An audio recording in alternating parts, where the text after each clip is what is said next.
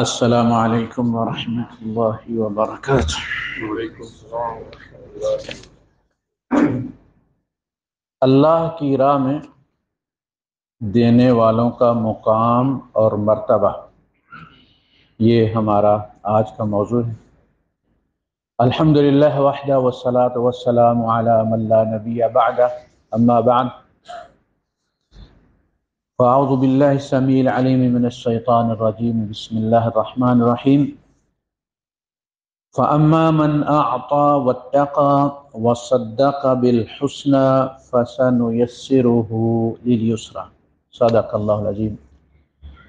رب اشرح لي صدری ويسر لي امری واحلل عقدۃ من لسانی یفقهوا قولی، آمین یا رب العالمین۔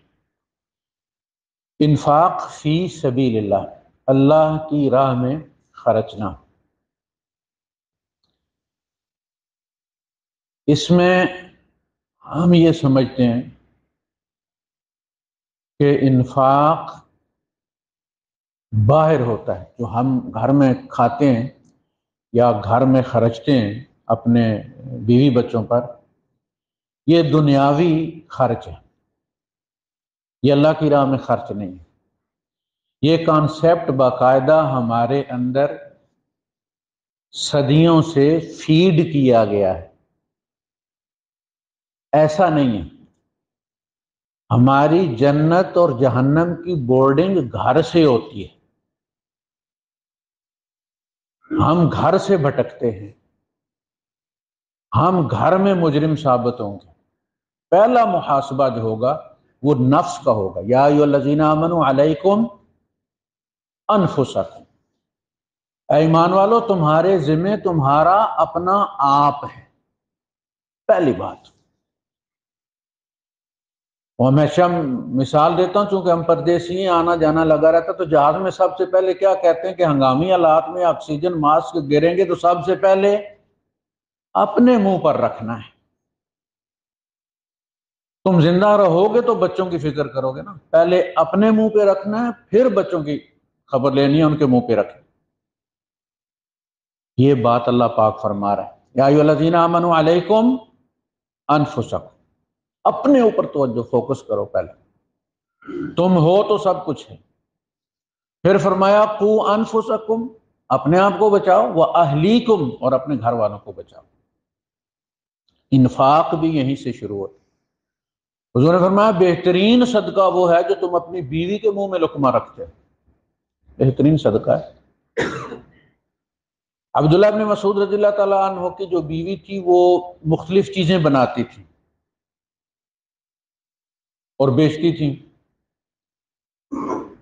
تو ان کی ایک نیکلس تھا سونے کا، چین، انہوں نے جب گھر سے اتارا اور اپنی وہ چادر وادر لپیٹی انہوں نے، تو عبداللہ ابن مسعود رضی اللہ عنہ کو پتہ چل گیا کہ یہ باہر جا رہی ہیں، تو کسی کام سے جا رہی ہیں۔ پوچھا کدھر جا رہی؟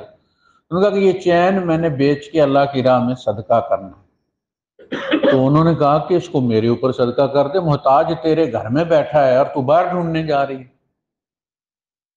تو انہوں نے کہا کہ جب تک میں اللہ کے رسول صلی اللہ علیہ وسلم سے یہ پوچھ نہ لوں، اس کے بارے میں کنفرم نہ کر لوں، میں آپ کو نہیں دے سکتا۔ عبداللہ ابن مسعود وہ ہیں کہ جن کے بارے میں حضور نے فرمایا کہ ساری دنیا ایک وادی میں ہو، اور ابن ام عبد، یہ ان کی کنیت تھی عبداللہ ابن مسعود رضی اللہ عنہ، اور ابن ام عبد ایک گھاٹی میں ہو تو میں اس گھاٹی میں جاؤں گا جس میں عبداللہ ابن مسعود ہوں گے۔ یعنی ان کی فقاہت کا یہ عالم تھا، اتنے بڑے فقیہ تھے۔ ان کو جب بھیجا گیا عراق لوگوں کو دین سکھانے کے لیے، تو عمر فاروق رضی اللہ تعالیٰ نے لکھا کہ اے اہل عراق، یہ بندہ مجھے چاہیے تھا، میں نے اپنی جان پر ترجیح دے کے تمہارے پاس بھیجا ہے، اس کی قدر کرو۔ وہ عبداللہ ابن مسعود فتویٰ دیتے ہیں اور بیوی کہتی ہے پوچھ کے پھر میں یقین کروں گی۔ یہ حال ہوتا ہے بیویوں کا۔ امام ابو حنیفہ رحمۃ اللہ علیہ کی والدہ کسی عام خطیب سے، جو قصے کہانیوں والے نہیں ہوتے آپ یوٹیوب پہ جن کے کلپ سنتے ہیں، اس مولوی سے پوچھتی تھی فتویٰ، اور وہ امام ابو حنیفہ تھے۔ ایک دفعہ کوئی مسئلہ پوچھنے ان کو ساتھ لے گئی کہ فلاں مولوی سے پوچھنا ہے، تو اس مولوی نے کہا کہ آپ کے ساتھ زمانے کا امام ہے، آپ مجھ سے پوچھنے آئی ہیں؟ تو کہنے لگے کہ یہ تو بتاتا ہی رہتا ہے، لیکن میں نے کہا کہ مولوی صاحب سے ذرا کنفرم کر لیں۔ تو نے اعتبار کیا اور چلی گئی رسول اللہ صلی اللہ علیہ وسلم کے پاس اور کہا کہ اللہ کے رسول میں صدقہ کرنا چاہتی ہوں، اور عبداللہ کہتے ہیں کہ میں محتاج ہوں اور میرے اوپر صدقہ کرو۔ تو آپ نے فرمایا اس نے سچ کہا، تیرے صدقے کا سب سے بڑا حقدار وہی ہے، اس لیے کہ اس نے نان نفقہ پورا کرنا ہے نا، اس کا فرض ہے، اس کی ڈیوٹی ہے، اس وقت اس کے پاس نہیں ہے، وہ اس فکر میں ہے، تو وہ بندہ گھر بیٹھا ہے اور تم باہر دینے چلی ہو صدقہ۔ اسی طرح جو خاتون ہوتی ہے وہ آپ کی بیوی، اس کا آپ کی تنخواہ میں تھوڑا بہت جو ہے وہ منتھلی کچھ پرسنٹیج رکھ لیں دینے کے لیے، وہ 200 درہم پکڑا دیا اس کو، اپنی ضرورت بھی پوری کرے، اس میں سے کچھ بچتا ہے اپنے بہن بھائیوں اپنے والدین کی خدمت کرے، اس کے ماں باپ نے بھی اس پر خرچ کیا ہے، پالا ہے، اس کی امی نے اتنے درد برداشت کیے ہیں جتنے ہماری امی نے برداشت کیے۔ وہ جو قرآن میں عورت کی وہ حمل ہوا فصال ہو 30 شہرن اور حملت امہ کرہن ووضعتہ کرہا، تکلیف کے ساتھ اٹھا کے رکھتی ہے اور تکلیف کے ساتھ اسے جنتی۔ تھوڑا سا ڈکار ہمارے اندر جمع ہو جائے نا پیٹ میں، چٹانک بارے، تو نہ سیدھا لیٹا جاتا ہے نہ الٹا لیٹا جاتا ہے، جب تک وہ نکل نہ جائے۔ وہ نکلتا ہے تو سوکھا نکلتا ہے، وہ پانی سمیت، اس سارے ملبے سمیت، وہ کتنے کلو اس نے اٹھایا ہوا اور کہاں اٹھایا ہوا، سب سے نازک جگہ پر، کندھوں پر نہیں، پیٹ پر، بیلی، پتلے پیٹ پر سارا بوجھ اس نے اٹھایا۔ ایک دو دن کی بات نہیں، اللہ کہتا ہے 30 مہینے بھگتتی ہے وہ تم۔ وہ تکلیف عورت کی ماں کو بھی ہوتی ہے، صرف ہماری ماں کے حقوق نہیں ہے، جنت صرف ہماری ماں کے قدموں میں نہیں ہے، اس کی ماں کے قدموں کے نیچے بھی ہے۔ وہ بھی جب جائے والدین کے گھر تو کچھ تحفے لے کر جائے، کچھ ماں باپ کو خوش کرنے کا سامان کرے، کچھ بہن بھائیوں بھتیجوں کے لیے لے کر جائے، یہ ان کا اس پر حق ہے، صلہ رحمی۔ وہ ہمارے رشتہ دار پالنا صرف اس کے ذمہ نہیں ہے، اس کے رحم کے رشتے وہ ہیں، یہ سسرال کے رشتے۔ تو کچھ 200-400 پکڑا دی، پاکستان میں آپ تو کوئی 2-4 ہزار پکڑا دیں، اگر آپ کی 80,000 تنخواہ ہے تو اس میں سے 2-4 ہزار بیوی کو بھی پکڑا دیں۔ بیویاں جو کماتی ہیں اور وہ جو گھر میں خرچ کرتی ہیں، اس کا اجر شوہر کے خرچ کرنے سے زیادہ ہے۔ شوہر کا خرچ کرنا فرض ہے، اس گھر کو پالنا شوہر کا فرض، اسی لیے وہ شوہر ہے، اسی لیے طلاق کا حق اس کے ہاتھ میں دیا گیا ہے، وہ مینیجر ہے اس گھر کا، اس وجہ سے بما انفقوا من اموالہم، کیونکہ اس پر خرچنا فرض ہے۔ اچھا، بیوی جو خرچتی ہے وہ نفلی عبادت ہے، جس کی اہمیت کم اور اجر زیادہ ہے، کیونکہ اس کے بارے میں پوچھا نہیں جائے گا اس سے کہ تو نے اس گھر پر کیوں نہیں خرچ کیا، تو نے بچوں کی فیس کیوں نہیں دی، بیوی سے نہیں پوچھا جائے گا، یہ شوہر کی ذمہ داری ہے پوری کرنا۔ اور اگر بیوی اپنی کمائی سے اس کو پورا کر رہی ہے تو وہ مرد کی نسبت اللہ کا تقرب زیادہ حاصل کر رہی ہے۔ اللہ کے رسول صلی اللہ علیہ وسلم کی وہ حدیث قدسی ہے، آپ نے فرمایا کہ سب سے زیادہ جو اہم چیز اللہ کے نزدیک وہ فرائض ہیں جو اس نے اپنے بندوں پر فرض کیے، لیکن کچھ سپیس چھوڑی ہے تاکہ بندہ ڈنڈے کے زور پہ نہیں، اللہ کی محبت میں کچھ خرچ کرے، کوئی ذمہ داری ادا کرے اور کہے کہ اللہ پاک تو نے تو اتنا کہا تھا، میں اتنا کر کے لے آیا، تو میں نے آپ کے کہے سے زیادہ کیا ہے آپ کی محبت میں۔ یہ سینس آف اچیومنٹ ہوتا ہے جو بہت ضروری ہوتا ہے، یہ اپ ڈیٹ ہوتی ہے جو آپ کے ڈرائیور کو چلاتی ہے، مزید خیر کا جذبہ دیتی ہے۔ آپ بچے کو یہ کہتے ہیں کہ پتر پاس ہونا ہے، بچہ جو ہے وہ پوزیشن لے کر آتا ہے تو خوشی خوشی گھر دوڑتا ہے کہ والدین نے تو کہا تھا کہ صرف پاس ہونا ہے، میں ان کو جا کے بتاؤں کہ میں پوزیشن لے آیا ہوں کلاس میں۔ یہ ہوتا ہے سینس آف اچیومنٹ۔ آپ نے پہلے ہی گول کر دیا، پتر فرسٹ گریڈ میں ہونا ہے پاس، اب وہ فرسٹ گریڈ میں بھی آئے گا تو اس نے آپ کی ریکوائرمنٹ پوری کی ہے، اس کی پیاس اپنی جگہ کہ میں والدین کو خوش کروں، وہ خوشی تو نہیں۔ اللہ نے ٹارگٹ تھوڑا رکھا تاکہ بندہ زیادہ کرے اور خوش ہو کہ میں نے اللہ کے کہے سے زیادہ اس کی محبت میں کیا ہے۔ تو فرمایا کہ نوافل سے بندہ وہ مقام حاصل کرتا ہے، یتقرب الیہ، یہاں تک کہ میں اس کا ہاتھ بن جاتا ہوں۔ یہ تقرب کا درجہ ہے جس سے وہ پکڑتا ہے، یدہ الذی یبطش بہ۔ تو وہ نفلی خرچ کرتی ہے، نہ خرچ کرے اس سے پوچھا نہیں جائے گا، اگرچہ اس کی تنخواہ 2 لاکھ ہو 4 لاکھ ہو۔ اللہ پاک یہ نہیں کہے گا کہ گھر میں خرچ کیوں نہیں کیا۔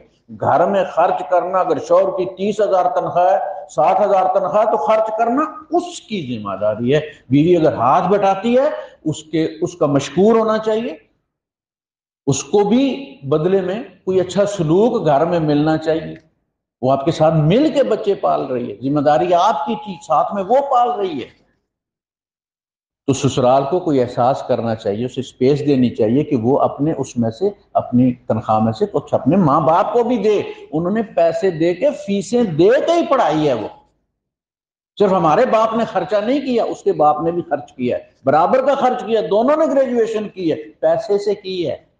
آپ کو اپنے بیٹے سے ری پے کی امید ہوتی ہے، مانگ کے بھی آپ لیتے ہیں، نہ دے تو آپ مولوی کے پاس جاتے ہیں، ہمارا بچہ گستاخ ہو گیا جی، نافرمان ہو گیا، دیتا کوئی نہیں۔ کبھی کسی عورت کی ماں کو بھی جاتے دیکھا ہے مولوی کے پاس کہ ہماری بیٹی ہم نے جو دیا تھا ری پے نہیں کر رہی، ہم نے جو خرچہ کیا تھا کم از کم وہ تو ہمیں دے دے، کبھی جاتے دیکھا؟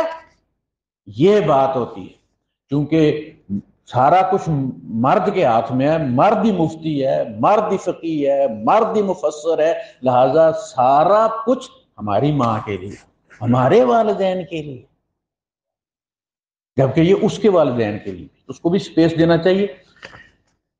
اللہ کے رسول صلی اللہ علیہ وسلم نے بڑی پیاری مثال دی اور ہمیں آج کل سمجھ بھی لگتی ہے کہ جو جتنی بھی دنیا کی پروڈکٹس ہیں اور جہاں بھی مارکیٹ ہوتی ہے، تو وہ فیکٹری والے یہ کوشش کرتے ہیں کہ وہ قریب ترین جگہ جا کے فیکٹری لگائیں جبل علی میں، تاکہ جو بھی ڈیمانڈ ہو گلف میں وہ وہیں سے پوری کر دی جائے، بجائے اس کے کہ آسٹریلیا سے لوڈ کی جائے، وہ جبل علی سے لوڈ کر کے ایک دن میں پہنچا دی جائے۔